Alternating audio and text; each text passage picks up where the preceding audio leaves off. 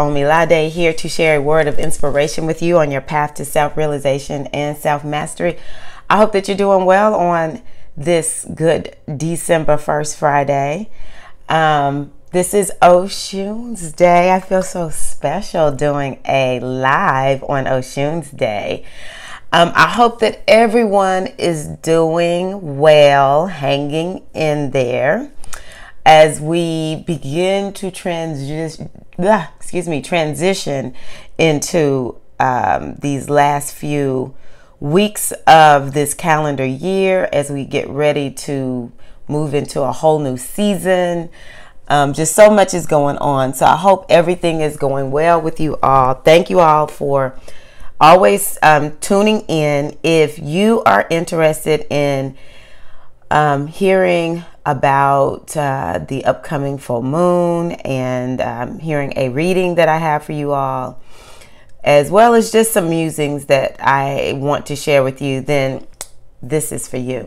Let me start off with what's going on astrologically. As many of you know who've been following me for a while, this year I've gone completely crazy for astrology, largely because I have found it to work for me. Once I started hearing what was going on astrologically, and shifting what I was doing and just sort of aligning myself with the energy of the universe, I began to realize that it actually works when we live according again, I believe in living according to the cycles of the universe.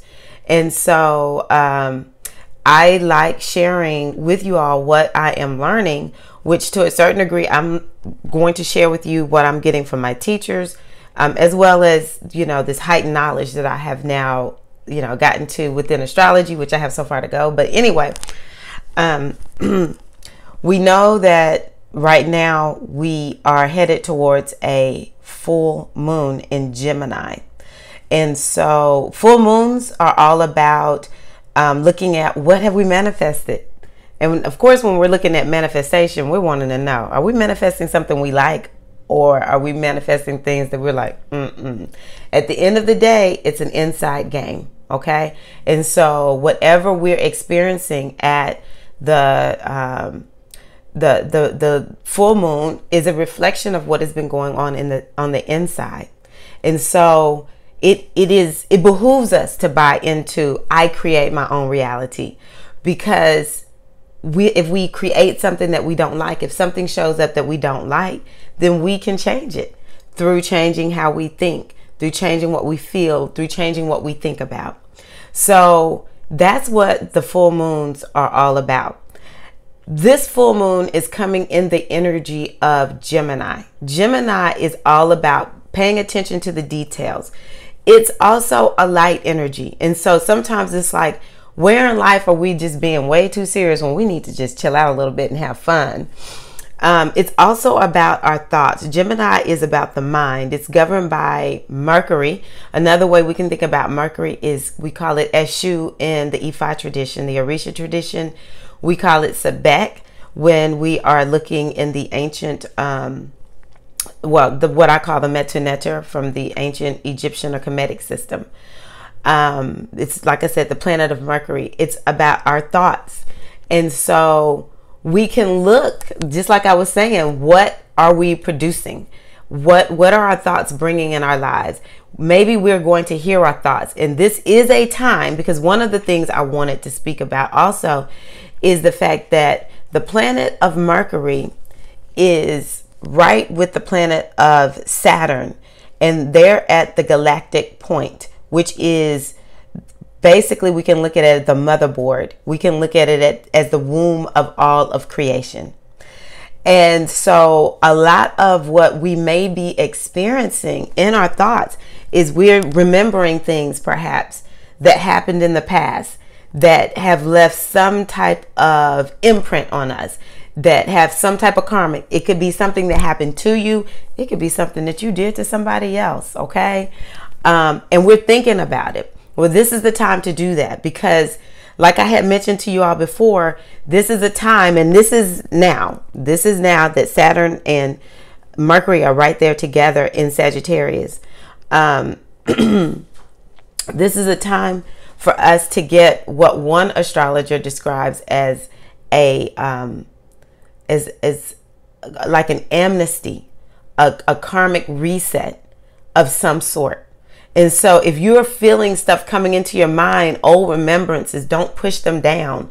Perhaps it's time for you to receive that thought that will help you make peace with it. Maybe you'll receive that thought that will help you to resolve it. Okay. So we have a lot going on with the mind, not to mention because the full moon is on tomorrow. No. Sunday, December 3rd.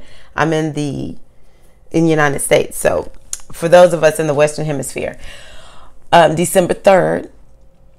And on that day, Mercury goes retrograde. So again, this is all about the mind. We may be reminiscing, and it's also about details. Have we missed some details? Especially when we're thinking about moving forward, because the solstice is coming. The winter is coming. We're at this point where we need to be analyzing details of this year. Again, awareness. One of the keys of self-mastery is so important all the time. We have to take stock. We don't want to be like the ostrich and put our head in the dirt and not look at what's going on. You know, maybe we just don't feel super successful. If you feel successful, I'm happy for you. That's a big deal. Let's celebrate. Woohoo! So it's all about the mind right now, and it's about paying attention to details.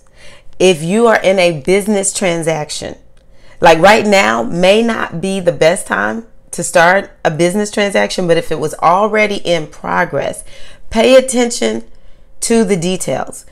The Mercury retrograde is about reviewing. And so it's the mind, with it happening all right there with the full moon in Gemini. It's a lot going on with our minds, okay? Our thoughts. And we also might feel led to make some short trips or plan some short trips. But it may not be the time to actually make the trips. If you have to make a trip, make the trip and just take your time. Be careful. We can't stop our lives when Mercury retrograde is upon us. So that's another thing that's happening. Mercury is doing what it does with us. But it's a good thing, you know, so maximize this time. Another thing that is a big deal, that I was listening to Leo King and I thought this is so on point. Right now we have a lot of energy going on in Sagittarius. We have the sun in Sagittarius. Where are my manners? Happy birthday to all of the Sagittariuses out there. Happy New Year to all the Sag risings out there. I love Sagittarius. Y'all are some of my favorite people. Before I knew anything really about astrology, I used to think I love my Sagittarius friends because you all are all about freedom, and you're really smart, high mind visionaries. You go on with your bad self, Sagittariuses. I love you. Happy birthday, happy New Year to all the Saggies out there. We're going to have a new moon in Sagittarius later this month. But anyway, Sagittarius is a fire sign. We have the sun, we have Mercury, we have Venus. Is there anything else there? Oh, Saturn. Woo! Saturn is still in Sagittarius until the 19th of December. So right now is a lot of fire going on. The moon was a couple of days ago in Aries. I'd be doggone, I slept like 4 hours. Anybody out there having problems with getting sleep? But you may feel supercharged. But what I loved about what the Leo King was saying, his name is David. But anyway, he said something that made sense, and it lines up with the energy for this year that the oracle shared, which was Shango Herakahuti, fire masculine energy. And he said this is the last fire we're going to have for a while. We won't have a lot going on in the fire signs until we get to Aries season. We're getting ready to go into the other elements. Earth, we're going into air, and then water. We won't get back to fire. So this is the time that he's saying that we need to take that action that we need to take, because what it's going to create is momentum.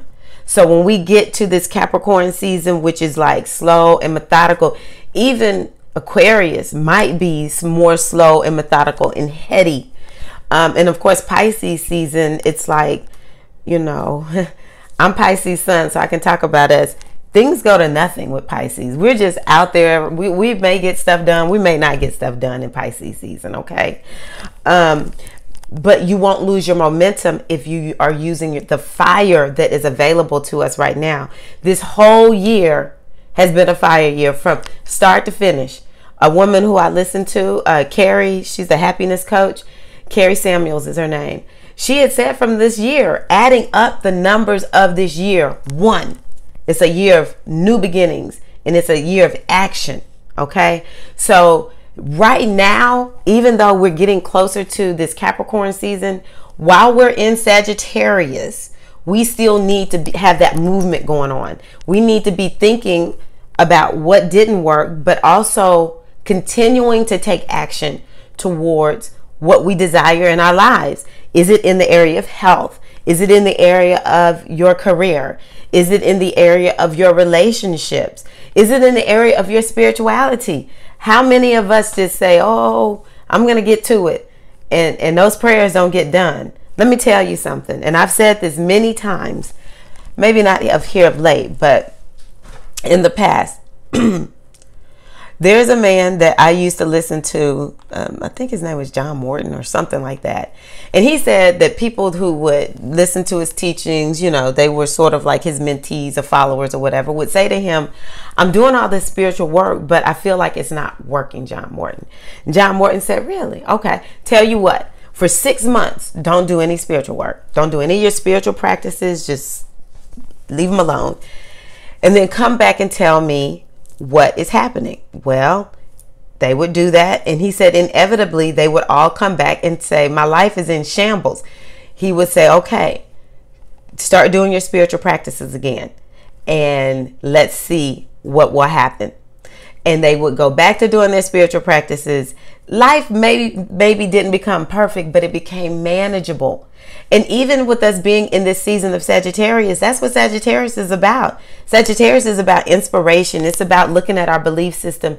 It's about, you know, what is our life philosophy? It is about thinking about our spiritual practices and what are our spiritual practices? What helps to keep us inspired and on track? Okay, so make sure you're getting those spiritual practices in there, okay? Because that becomes the foundation for everything else that can manifest in all the other areas of our life that we think are important. Let me see if there's anything else for the astrology.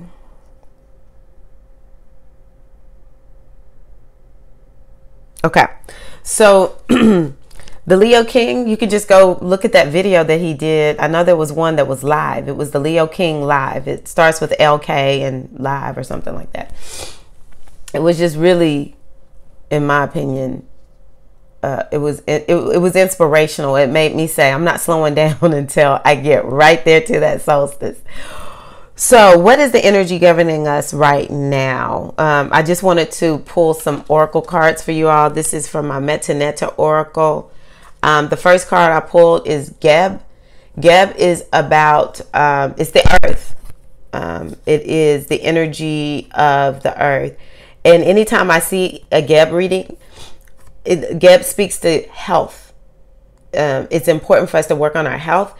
And it's important for us to open ourselves to the abundance of the universe. And one of the things that I wanted to share is I've been wanting to learn Odu better. Odu is the sacred wisdom of the Ifa tradition.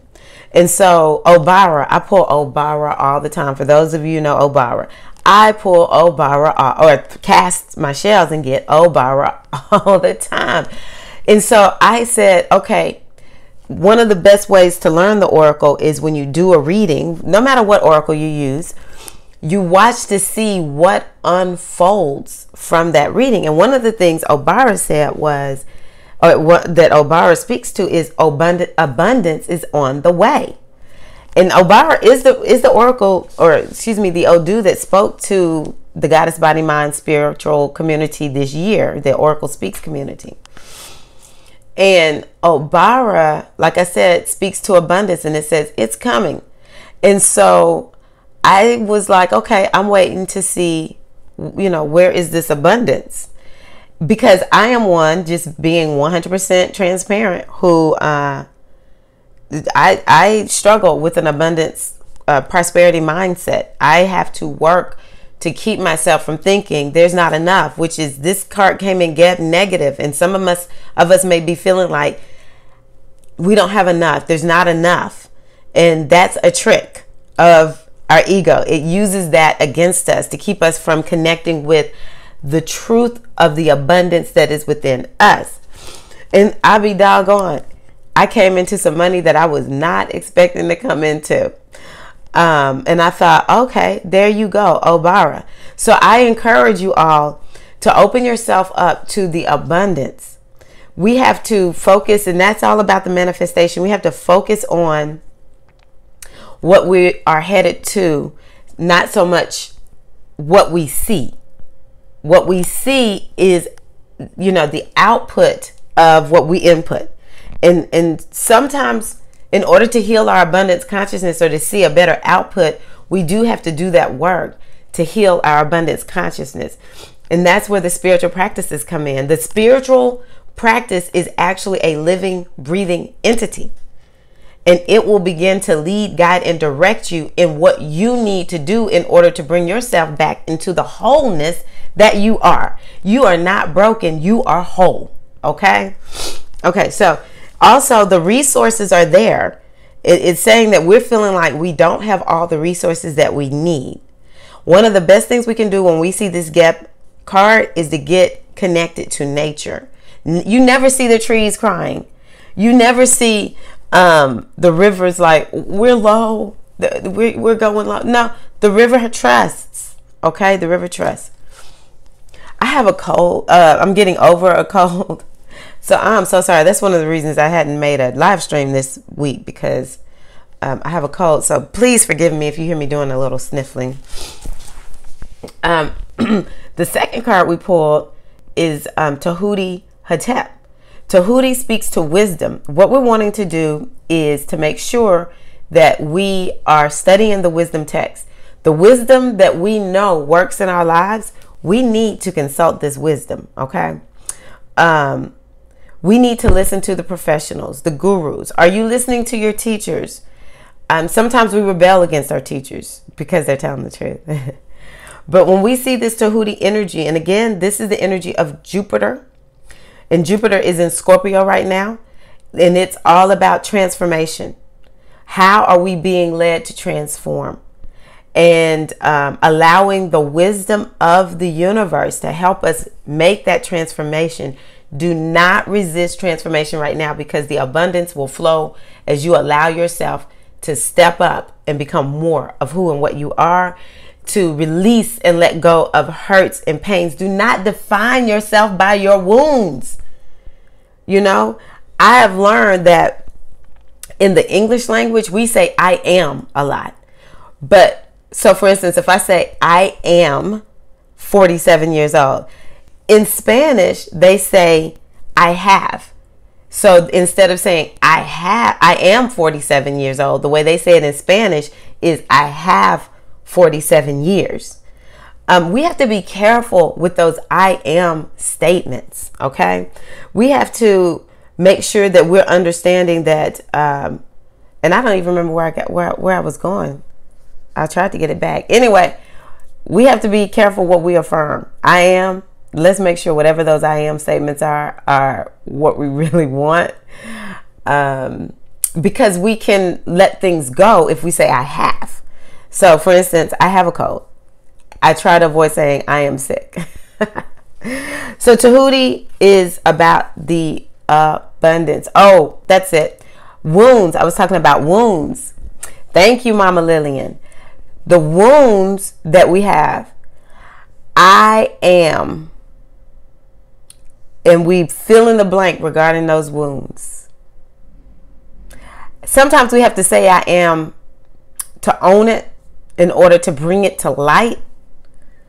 But instead, what we need to do is to understand I have experienced fill in the blank. But I'm open to something new, something more, something better. Yes, I got wounded through whatever that experience was. But we don't want to own the wounds. We don't want to bring those wounds into our identity. And that's what the universe is working on us through Jupiter in Scorpio, wherever that is happening in your life. Because where it's happening for me may be different from where it's happening for you. How it's happening for me may be different how it's happening for you. But we all know those places where we need that healing. Okay? And so we want to allow the healing, the transformation to happen, even if it means, baby, I got to let go of my identification with that wound. Might mean I will lose those friends that sit around talking about these wounds that we have. Y'all, it's time for us to let go of these wounds. All right?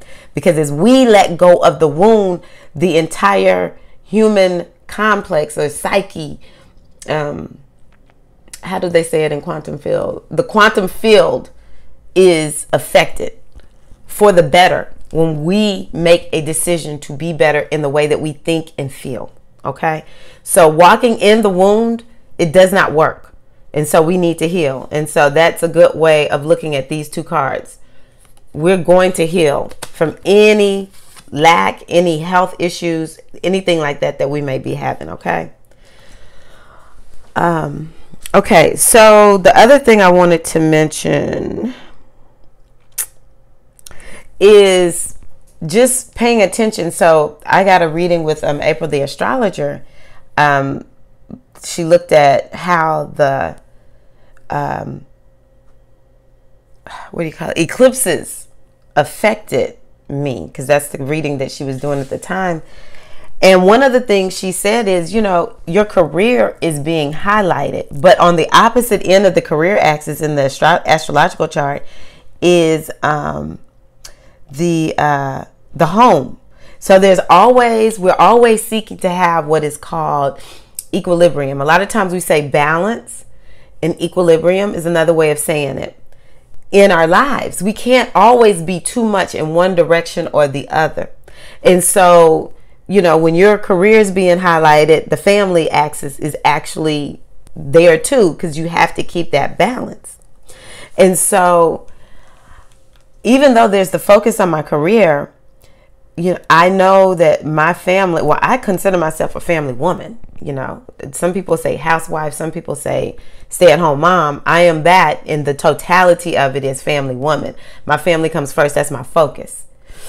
And so I'm always there. But this year is different because my older son is preparing to take flight into adulthood next year. And so I'm doing a lot to prepare, to help him get ready and to do all of that. But what I'm finding also is I am thinking about everybody in my family way more. I wake up in the middle of the night, and I don't know if it's my age, because I still feel pretty young. I have aunts that are still alive. I think on my husband's side, we even have, I don't know about any great aunts now that I think about it. But anyway, I still have elders in my family and in my husband's family.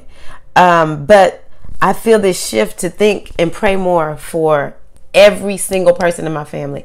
All my friends, you all, everybody. So I'm thinking about my family more and more. And so, you know, I just encourage you, whatever's coming up, whatever you're feeling moved to connect with, do that. And the message for me regarding family is, you know, we need to make sure we stay connected to our blood family. I know some of us may have an inclination. First of all, some of us may have sucky blood families, as much as you can. Some of us are just sort of like unto ourselves. We're not super into getting with anybody that much, but our friends may be more like family than our family. But at the end of the day, and this is something, now that I think about it, that is highly, I mean, it's like part of the foundation of African traditional religion is the family. It is the family. And I think what I feel is a growing concern of young people. We've got to make sure that we help our young people to understand the importance of family. I don't believe in sticking by dysfunctional family. Do not get me wrong on that. But knowing our ancestral lineage and caring about that, caring about distant cousins. You know, in the United States, we don't live near family half the time. I don't live in a city with anyone with blood except for the people that live in this house with me, which I include my husband. We basically blood at this point. That's it. Now, 90 minutes away is his family, his sister, his dad, his brother, you know. So thankfully, we're close to family if we really need family. But my friends typically become very close to me. You know, having people in my community is exceedingly important because, you know, we live in this global world. But that I am thinking to myself, I must think about my family, pray for my family, check on the young people, be there for my family. One of my brothers even mentioned how some of our family members have let him down.